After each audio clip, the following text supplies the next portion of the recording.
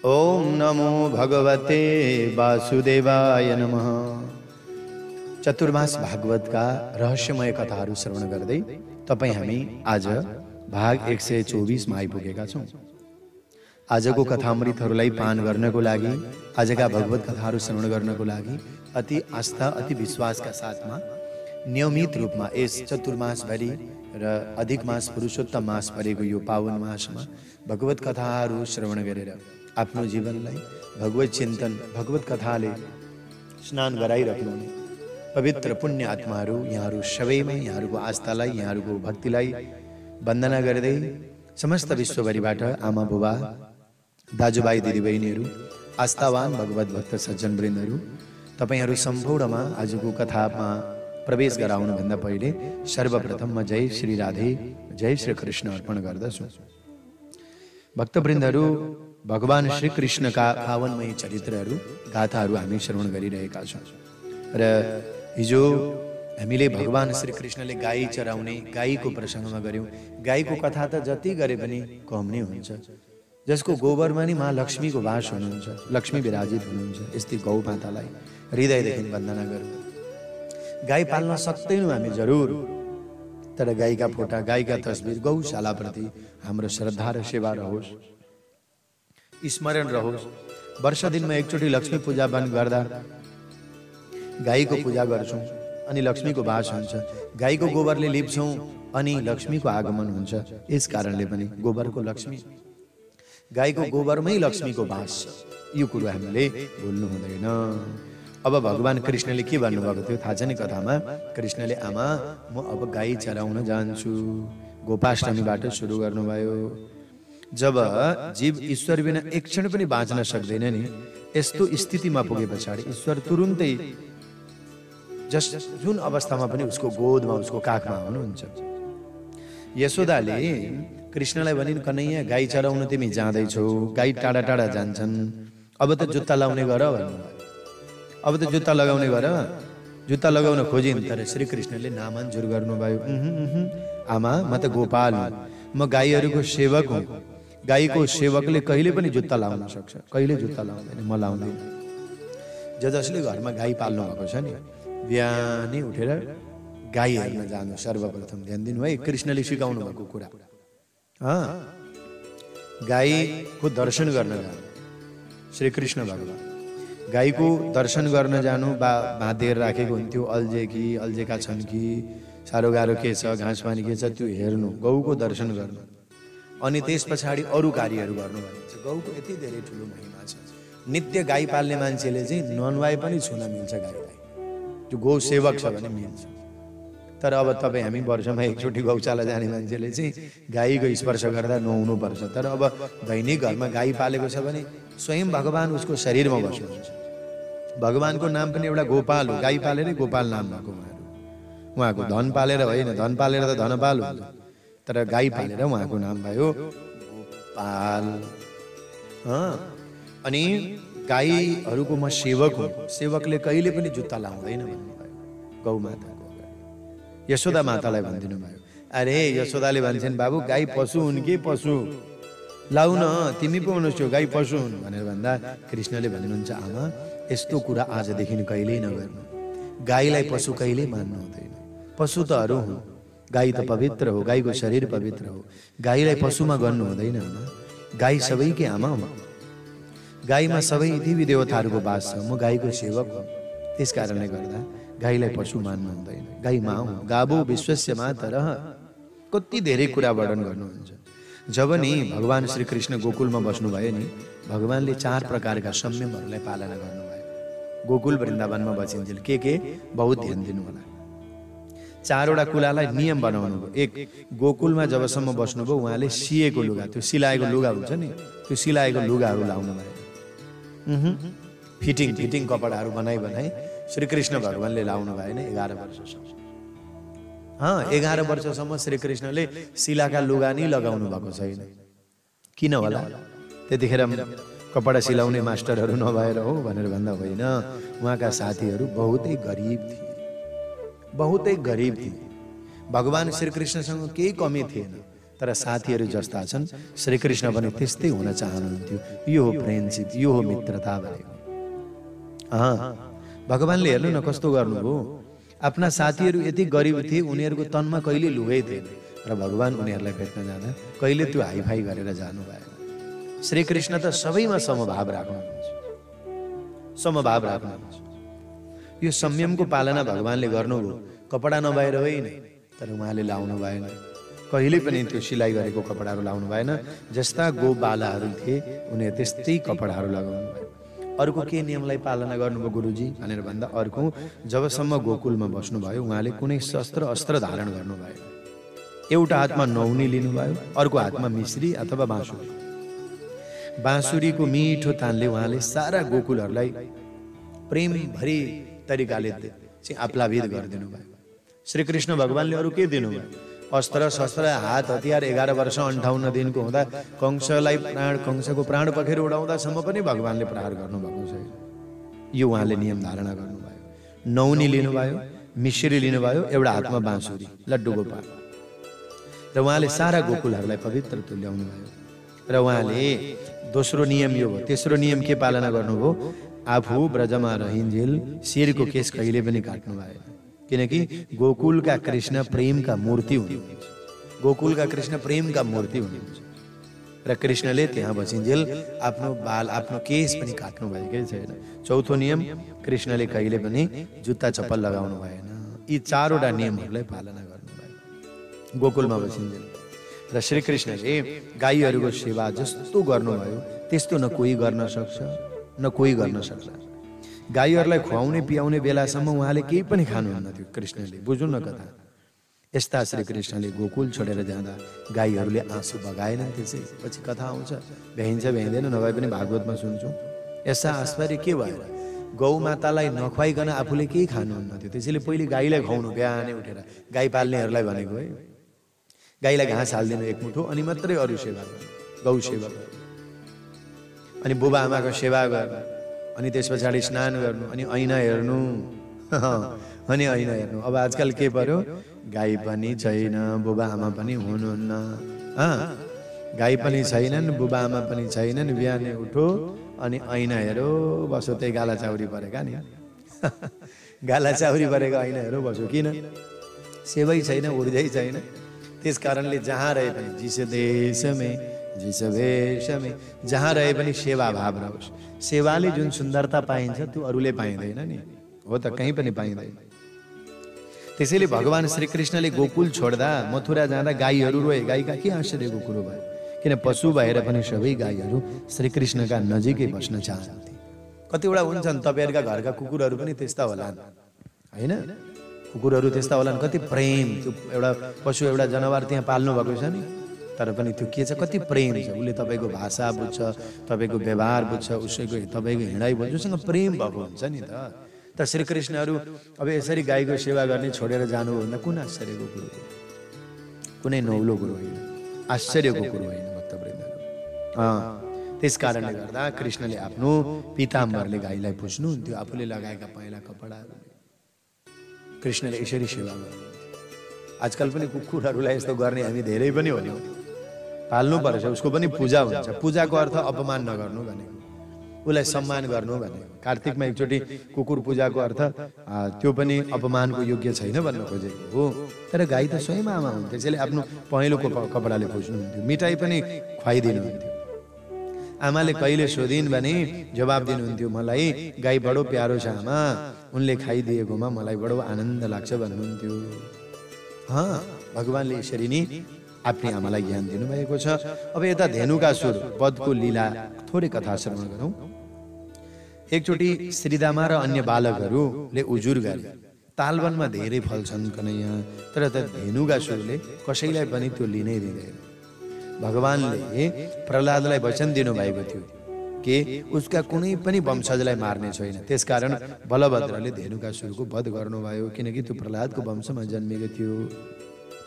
वनमा फल सडेर जाओस् त्यही पनि कसैलाई नदिने त्यो धेनुकासुर हो। आफूसँग धेरै भएर पनि नि कसैलाई केही नदिने हुन्छ नि, त्यो पनि धेनुकासुर हो। त्यो भनेको गधा हो, देहलाई सर्वस्व मान्ने धेनुकासुर हो, धेनुका असुर। यसको व्याख्या गर्दा त कस्तो कस्तो पो हुन्छ त। देहलाई नै सबै थोक मान्ने धेनुकासुर, सर्वस्व मान्ने र अतिशय संग्रह गर्ने, अनि केही पर सार्दैन छ। आफ्ना छोराछोरीलाई आफ्नो लानु खाउनु पनि पो छैन त हो। धेनुकासुर भनेको त्यो हो। धेनुकासुर भनेको त्यो। धेनुकासुर तालवनको मालिक थियो। मालिक थिएन, त्यो मालिक थिएन, त्यहाँ बसेको चाहिँ त्यो वर्षौँदेखि त्यहाँ बस्थ्यो। जबरजस्ती उसले कब्जा गरेको थियो। धेनुकासुरले, त्यो वनको नाम थियो तालवन। धेनुकासुरले जबरजस्ती कभर गर्यो, तर धेरै मानिसहरू सार्वजनिक संस्थानहरूको हिसाब किताब गर्दा गर्दैमा त्यसमाथि कब्जा गर्ने पनि गर्छन् आजभोलि। कहिले यस्तो संस्थामा गोलमोल गरेर रुपियाँ पैसा पनि पचाउँछन्। यस प्रकारले समाजको धन उडाउने पनि आगामी जन्ममा धेनुकासुर बन्छन्। संस्कृतको राम्रो भाषा है धेनुकासुर भनेको, नेपालीमा चाहिँ गधा हो। धेनुकासुरको देहाध्यास कोही विशेष गरेर अझ धार्मिक संस्थामा कहीँबाट उन्नति हुने, अरूको त्यो फल अरूले खाँदा के हुन्थ्यो, अरूलाई पनि खाना नदिने, सबै कुहिएर गएका थियो गनाएर। स्वयं फल खाँदैनन्, अरूलाई दिएका हुन्छन्। तर धेनुकासुर त्यस्तो आक्रमण गरेर बसेको थियो। देहध्यास हो, अविद्याको कारणले हुन्छ हो। यो त अविद्याको कारणले हुन्छ। यो त श्रीकृष्णको भक्ति बिना यो स्थिति बन्छ। तर तपाईँ हामीहरू हृदयभित्र धेनुकासुर त कहिले मरिसक्यो भने 4 महिना भइसक्यो, आज 5 महिना हुन भइसक्यो त छोइसक्यो पुराण सुनेको। अनि त्यो धेनुकासुर त उहिले उड्यो, कहाँ उड्यो, कहाँ गयो, त्यो रहँदैन। अविद्याले मात्रै हो, अज्ञानले मात्रै हो त्यो धेनुकासुर। त्यसैले अविद्याले जीवलाई संसारका बन्धनहरूमा फसाइदिन्छ हो भक्तवृन्दहरू। हो यसै भएर सांसारिक पदार्थहरूको निमित्त जीवनमा मनमा ममता राग द्वेष आदि उत्पन्न हुन्छ। जबसम्म अविद्या नष्ट हुँदैन नि तबसम्म संसार छुट्न पाउँदैन, छुट्न पाउँदैन। त्यसैले धेनुकासुरलाई वध गर्ने भनेको कसरी हो भनेर भन्दा यसरी देहको ध्यासले, आत्मज्ञानले, विद्यावानले, सम्पत्तिवानले मात्रै होइन, देहमा अभिमान हटाइदिनाले, सत्संग गर्नाले, अरूलाई सताउनाले धेनुकासुर बढ्छ। त्यस कारणले बलभद्रले उसलाई वध गरिदिनु भयो। र अब कालिया नागलाई पनि भगवानले उद्धार गरिदिनु भयो। कालिया नागको उद्धार गर्ने विचार गर्नुभयो र बालकहरूका साथमा जलाशयको नजिकै जानुभयो। एउटा भकुण्ड खेल्न थाल्नुभयो गोल, जसमा कालिया नाग बस्थ्यो। बालक मित्रहरूले भने कृष्ण यसमा नाग बस्छ, यत्रो ठुलो ठुलो नाग छ, यसमा पानी पनि कोही पनि खाँदैनन्, यसले त यसको पानी त सबै पिउने बित्तिकै मर्छ। किनकि कालिया नाग जबदेखि आएर बस्यो विष उघेलेर बस्थ्यो। गाई भैँसी कति पनि जति पनि थिए सबै मृत पाए हुन्थे। भगवानले खेलैमा त्यो भकुण्ड, त्यो गोल त्यही जलाशयमा फ्याँकिदिनु भयो। भगवानले जलाशयमा हाम फाल्नुभयो। कालिया नागले उहाँलाई डस्न खोज्यो। जसै जसै ऊ डस्न जान्थ्यो विष अमृत बन्दै गइरहेको थियो। कृष्ण एक हातमा एक फडामा समात्नु भएको छ, अर्को हातले पुच्छर, त्यस फडमाथि भगवान कृष्ण चढ्नुभयो। सबै बालकहरू डराएर थरथर काम्न लागे। कृष्णले आश्वासन दिनुभयो, फडमाथि नृत्य गर्न थाल्नुभयो। कृष्णले आफ्नो तोल बढाउँदै जानुभयो। त्यसकारण कालिया नाग व्याकुल भयो। नाग पत्नीहरू शरणमा परेर भगवानको प्रार्थना गर्न थाले। भगवानको कालिया नाग त यति नास्तिक थियो नि, किनकि स्वयं सर्वान्तर्यामी सर्व आधार भगवान जगदीश्वर नै उसको फणमा नृत्य गरिरहँदा पनि कालिया नाग टेरिरहेकै थिएन। चुप्प लागेर हठी भएर बसिरहेको थियो। टेर्दैन। नाग पत्नीहरू थाहा पाए श्रीकृष्ण पूर्ण ब्रह्म परमात्मा हुनुहुन्छ। उहाँ सम्पूर्णलाई, उहाँको अवतार नै पापीहरूलाई दमन गर्नको लागि हो, दुष्टहरूलाई दमन गर्नको लागि हो। त्यस कारणले गर्दा हाम्रा पति यति नास्तिक स्वभाव छ, यस्तो अनास्था छ, यी झुक्न जाँदैनन्। जाउँ, अब हाम्रै पति बाँचिरहे, पति रहे भने हामीले प्रेम पाउने हो। पति नै रहेनन् भने अब हाम्रो के रहन्छ र भनेर नागका पत्नीहरू सबै सल्वलाएर भगवान श्रीकृष्णको अगाडि गएर, हे चराचर जगतका आत्मा, हे कृष्ण, हजुरले हामी वन्दना गर्दछौँ। नागपत्नी ऊचुः न्यायो हि दण्ड कृत किल विशेषमिन् स्तवावतार खल निग्रहाय रिपो सुतानामपि तुल्य दृष्टे दत्सेदमं फलमेवानुशंसं। प्रभु, हजुरले दुष्टहरूलाई दमन गर्नकै लागि हजुरले अवतार लिनुभयो। न्यायो हि दण्ड कृत किल स्तवावतार खल र मूर्खहरूलाई तपाईँले दण्ड दिनकै लागि हाम्रा पति पनि मूर्ख थिए, हाम्रा पति पनि अभिमानी थिए। यस कारणले गर्दा जति दण्ड दिनुभयो, अब हाम्रा पतिलाई नमारिदिनुहोस् भनेर नाग पत्नीहरूले स्तुति गरे। ल हेर्नुहोस्, वास्तवमा पत्नीको अर्थ के हो? पतिको पापबाट, पतिको गलत व्यवहारबाट जोगाउने हो पत्नी भनेको। तर यस्ता धर्मात्मा पत्नीहरूलाई नचिन्ने पतिहरूको पनि जीवनमा कहिले उद्धार हुँदैन, कहिले अगाडि बढ्न सकिँदैन हो। यस कारणले गर्दा मनले एउटा पति बनाउनु पर्छ है भक्तवृन्दहरू। किनकि यो हाड मासु, यो रगत, यसले बनेको यो शरीर एक दिन जीर्ण शीर्ण हुँदा कसैले साथ दिँदैन। शरीर भइन्जेल मात्रै हो। मनले एउटा पतिलाई रोज्यौँ भने जो सँग कहिले छुट्टिनु पर्दैन, संसारको व्यवहार पनि गर्दै गर्नुपर्छ। अनि यी पत्नीहरूले गएर भगवानसँग प्रार्थना गरे, प्रभु तपाईले हाम्रा पतिलाई दण्ड दिनुभयो, उचित गर्नुभयो, ठिक गर्नुभयो, दुर्जनको पाप नाश गर्नै पर्छ, तर तपाईले कर्म अनुसार सबैलाई दण्ड दिनुहुन्छ, त्यो ठिक गर्नुभयो। अनि नि रावणको वधको समयमा मन्दोदरीले पनि यस्तै भनेकी थिइन् नि। मन्दोदरीले रावणको वधको समयमा उनले रामचन्द्रजीसँग प्रार्थना गरेकी थिइन्, भनेकी थिइन् प्रभु मेरा पतिको कुकर्म, उनको यस हीन दशाको निमित्त त्यो कारण हुन गयो, किनकि यिनलाई मार्नमा तपाईलाई कुनै दोष छैन भने श्रीमतीले आयो। ल हेर्नुहोस्, मन्दोदरीले हो, रावणकी पत्नीले तपाईले मेरा पतिलाई मारेर राम्रो गर्नुभयो, यसमा तपाईको दोष छैन भनेर उनले अगाडि मन्दोदरी, हेर्नुहोस् कस्ती थिइन् मन्दोदरी, यसमा तपाईको कुनै दोष छैन, खोड छैन, जे गर्नुभयो त्यो राम्रो गर्नुभयो, यस्ता कुकर्म यस्ता कुवृत्तिलाई मार्नु तपाईले उचित गर्नुभयो। लु हेर्नुहोस्, यसो त गर्न सकिँदैन अहिले हामी, हैन? यस्तो त हामी सोच्न सक्दैनौँ, किनकि हामी व्यावहारिकमा छौँ, हामी प्रेममा छौँ। ऊ बेगार के होला, फलानी भएन भने के होला, ऊ भयो यो छौँ। तर वास्तवमा यो सम्झेर हेर्ने हो भने संसारमा सबैतिर पवित्र हुन्छ, सुक्क हुन्छ। भन्दिन मन्दोदरीले, राम तपाईले जे गर्नुभयो ठिकै गर्नुभयो, बहुत राम्रो गर्नुभयो, यसमा तपाईलाई दोष छैन। नागपत्नीहरू के भन्दैछन्? हाम्रो पनि पति दुष्ट हो, किनभने तपाईले उसको शरीरमा आफ्नो चरण राखिदिनु भएको छ। तर कति भाग्यमानी, सबैले चरण पाउँदैनन्। हेर्नुहोस् न, श्री कृष्णले कालिया नागलाई भन्नुभयो तिम्रो कारणले यो सम्पूर्ण जलाशय दूषित भएको छ, तिमी यहाँबाट अन्तै जाऊ। प्रभु नागले अब भगवान भनिलु। हेर्नुहोस्, पिटाइ खाँदा खाँदा अब नागपत्नीहरूले मागे क्षमा याचना गरे, अनि मात्र उसले प्रभु भन्यो, बल्ल भन्यो, अघि भनेन, अघि कृष्ण भनेन। कति छ त लामो कथा छ। प्रभु म जान्न भन्दिनँ, तर मलाई त्यहाँ हजुरको वाहन गरुडजीले डस। भगवानले भन्नुभयो मेरो मङ्गलमय चरणको स्पर्श परेको छ, गरुडजीले तिमीलाई कहिले पनि सताउँदैन। कालिया नागले कालिया नागलाई गरुडजीको मन्त्रले पानीमा, गरुडजीको डरले पानीमा लुकेको हो नि त कालिया नाग त, किनकि त्यो पालोमा उसको पाली आएको थियो, रमणकदीबाट भागेर आएको थियो, किनकि सौभरी ऋषिको श्रापले यहाँ गरुडजी आउन सक्नुहुन्न थियो। र कालिया नागको फणा सीमित थियो। हाम्रा हजारौँ छन् भक्तवृन्दहरू, हाम्रा सङ्कल्प विकल्पहरू धेरै छन्, फणाहरू। भगवानसँग यो फणाहरूले प्रार्थना गरौँ, प्रभु मेरो मनमा कालिया नागको दमन होस्, त्यसमाथि आफ्नो चरण राखिदिनुहोस्, मनमा तनमा प्रभु हजुरको चरण स्पर्श पाएर हजुरको वन्दना गरेर जीवन सफल होस्। कालिया नागले पनि सम्पूर्ण आफ्ना विलासिताहरू, आफ्ना नास्तिकताहरू, संसारका कुकर्महरू फिजाएर राखेको थियो यसका हजारौँ फणमा। तर प्रत्येक फणमा कृष्णले नृत्य गरिदिनुको अर्थ के हो? दमन गरिदिनुको अर्थ के हो? समाप्त गरिदिनु हो। त्यसमाथि भगवानले आफ्नो चरण राखिदिनु भयो।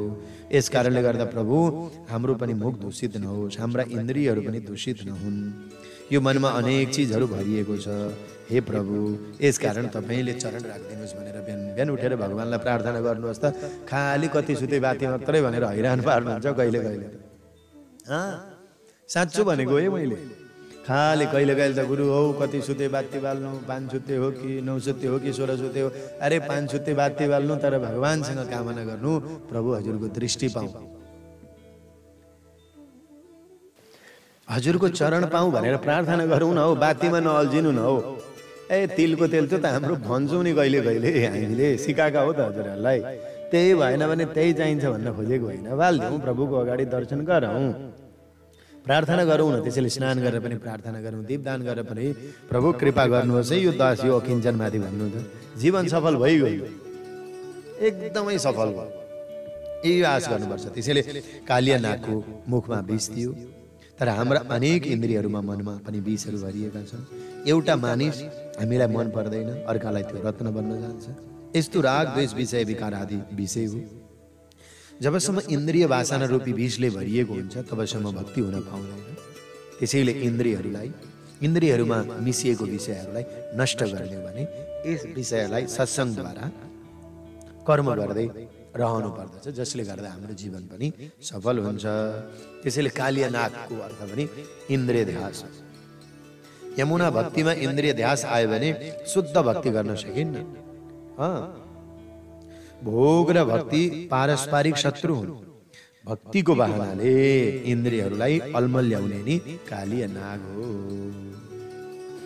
यस कारणले नि भक्तवृन्दहरू इन्द्रियबाट मात्र भक्ति होइन, मनबाट पनि विषयहरूलाई त्याग गर्यो भने पनि भक्ति सिद्ध हुन्छ। एउटा कुरा थाहा छ, भगवानले के भन्नुहुन्छ, म मुक्ति दिन सक्छु तर भक्ति दिन्न भन्नुहुन्छ। कुरो बुझ्नु है कथा। भगवानले के भन्नुभएको छ, भगवानले भन्नुभएको छ म मुक्ति दिन सक्छु मान्छेलाई तर भक्ति दिन सक्दिनँ। भक्ति त यही सत्सङ्गबाट, शास्त्रबाट, सद्गुरुहरूबाट प्राप्त गर्न सकिन्छ। भक्तिको मार्ग अवलम्बन गराउन सकिन्छ। जीवनलाई कस्तो बनाउने हो, तर भगवानले भक्ति गर भनेर सिकाउनुहुन्न। भगवानको हातमा मोक्ष छ, मुक्ति छ, त्यो दिन सक्नुहुन्छ, तर भक्ति त आफै बनाउनु पर्छ।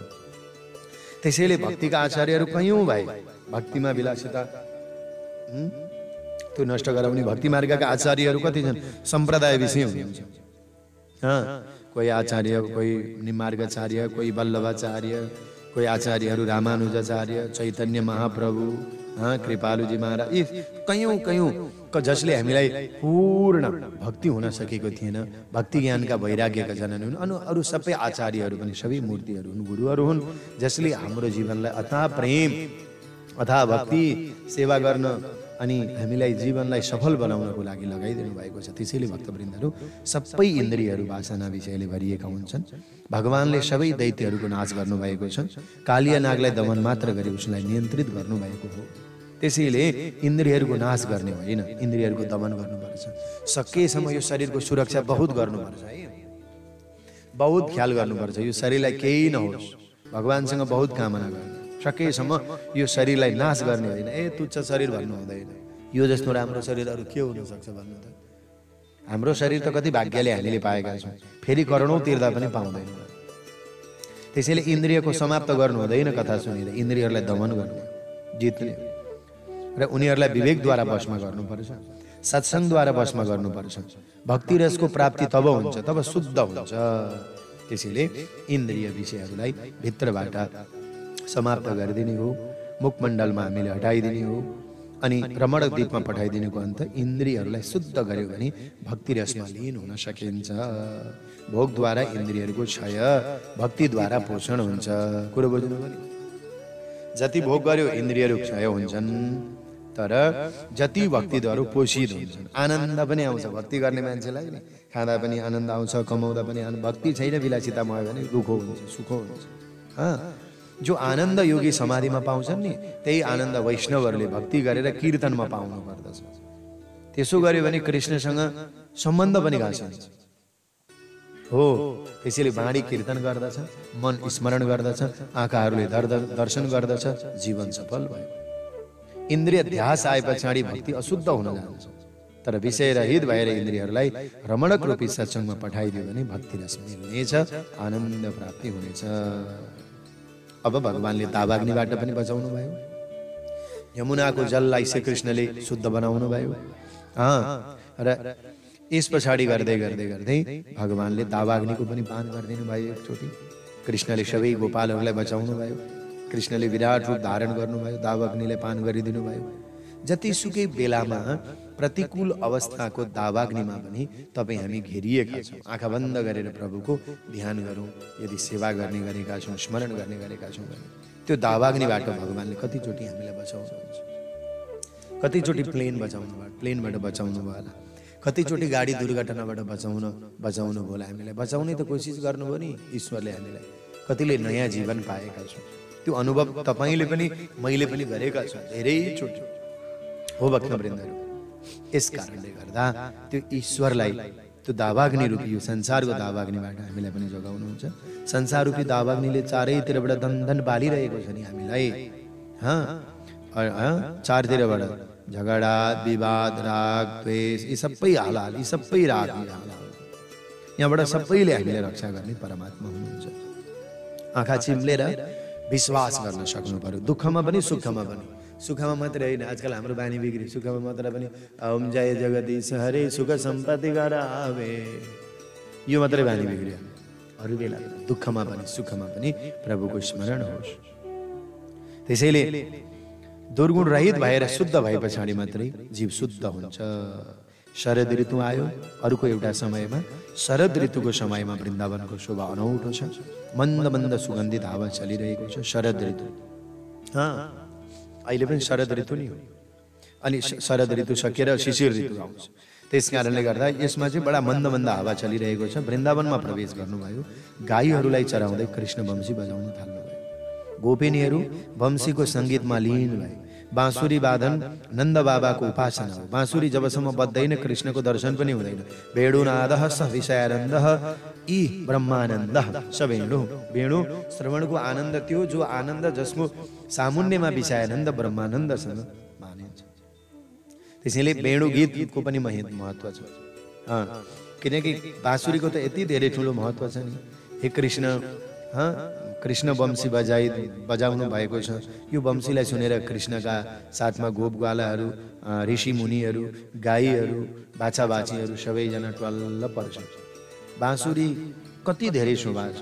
प्रभुको ओठमा बाँसुरीको तकिया छ, हातमा गद्दी छ, आँखाहरूमा दृष्टिहरू छन्, परेलाहरूमा पंखा भरिएका छन्, नत्ताले छाताको काम दिएको छ। यसरी श्री कृष्ण भगवानले बाँसुरीको परमात्माको साथमा उसको सम्बन्ध भयो। यस भेडुले आफ्नो पूर्व जन्ममा भन्न सकिन्न कुन चाहिँ तपस्या गरेकी होली। गोपिनीहरू चर्चा गर्छन्, गोपालहरू भन्छन्, अरे अरे यो बाँसुरीलाई कसैले सोधे, यसअघि तिमीले यस्तो कुन चाहिँ पुण्य गरेको थियो? प्रभुले तिमीले आफ्नो तुल्याउनु भएको छ, अधरा अमृत ओठमा राख्नु भएको छ। बाँसुरीले मैले बडो तपस्या गरेको थिएँ हो, मेरो पेट खाली छ, म आफ्ना पेटमा केही पनि राख्दिनँ, अनि कृष्णलाई पाएँ, कृष्णलाई अधरा अमृतमा पाएँ। लु हेर्नु त, बाँसुरीभित्र केही हुन्छ, बाँसुरीभित्र केही जम्मा गरियो भने बाँसुरी बज्छ त? बज्दैन। बाँसुरीले के भनौँ, तपस्या गरेको थिएँ, मेरो पेट खाली छ, केही जम्मा गरेको थिइनँ, केही पनि राख्दिनँ पनि। बाँसुरी आफ्ना पेटमा केही पनि राख्दैन। त्यसैले भगवानकी प्यारी, उता लट्ठीले सारा शत्रुता, द्वेष, कटुता आफ्नो पेटमा राख्छ। यी सबै पेटमा सँगालेर राख्ने वस्तु होइनन्। जो बाँसुरी वस्तु बन्न सक्छ त्यो भगवानलाई मनपर्छ। सबै थोक राख्नु घरभित्र, एसी पनि राख्नु, कुलर पनि राख्नु, पंखा पनि राख्नु, डिजाइनका जे आउँछन् नयाँ राख्नु, तर भित्र सबै खाली गरिदिनु है। बुझ्नुभयो नि? घरभित्र मात्रै होस्, मनभित्र नहोस्। ए मेरो घरमा त यस्तो, मेरो घरमा त उस्तो, मेरो घरमा त यस्तो गार्डन, मेरो घरमा त यस्तो। अरे बाबा, यो त घरभित्र हो कि मनभित्र हो? त्यसैले कति सजिलो उपाय छ, बाँसुरीको जस्तो खाली भइदिने हो। सबै नयाँ आइटम जे आउँछ ल्याइहाल्ने छ, अलिअलि भने जोड्ने। तर कयौँ गुणहरू छन्, मैले कष्ट भोगेको छु। बाँसुरीको स्वभाव के हो? मैले मसँग कयौँ गुणहरू छन्, कति कष्ट भोगेको छु। 6 ऋतुहरूको मार पनि मैले खोपेको छु। बाँसुरी त्यसै तयार हुँदैन। कसैले मेरो पेट खुड्किएको छ, खोक्रो तुल्याइदिएको छ, म चुपै लागेर बसेँ, कति दुःख छ। भगवानले मलाई मन पराउनु भयो।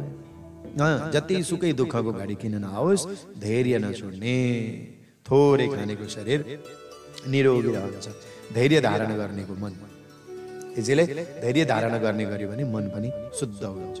थोरै खाने मान्छे त कति हो कति, उसको शरीरमा पापै हुँदैन। अस्ति पुरुषोत्तम महात्म्यमा कथा सुन्नुभयो नि, एक टाइम खाने मान्छे त योगी हो भनेको छ। एक टाइम अन्न खाने, बेलुका पनि केही भोजन, केही प्रसादी, केही सेवा लिनु, हल्का दुध पिउनु, फुलहरू, एउटा दुईटा सुक्खा रोटीहरू खानु, हल्का दलिया बनाएर खानु, हल्का चिजहरू खानु। किनभने हामी काम गर्न छोड्यौँ त, त्यही भएर काम गर्नेलाई पच्छ, फेरि मेहनत गर्नेले खानुपर्छ, दुःख गर्नेले खानुपर्छ, उसले पचाउन सक्छ। तर तपाईँ हामी पचाउन सक्दैनौँ। दिनको 3 किलोमिटर पनि हामी हिँड्दैनौँ। 5 मिनटको बाटो पनि गाडी लिएर जानुपर्छ हो। यस कारणले गर्दा अब हामीलाई पच्दैन। त्यसैले सावधान रहौ। त्यस कारणले गर्दा कस्तूरी मृगनाभि में ओ ढूंढत वनझाडी में भगवान राम हामी भित्रै हुनुहुन्छ। कस्तूरी मृगनाभि में कस्तूरी मृगको नाभिमा छ तर ऊ वनझाडीमा घुम्छ। यसले गरेर ईश्वर हामीसँगै हुनुहुन्छ।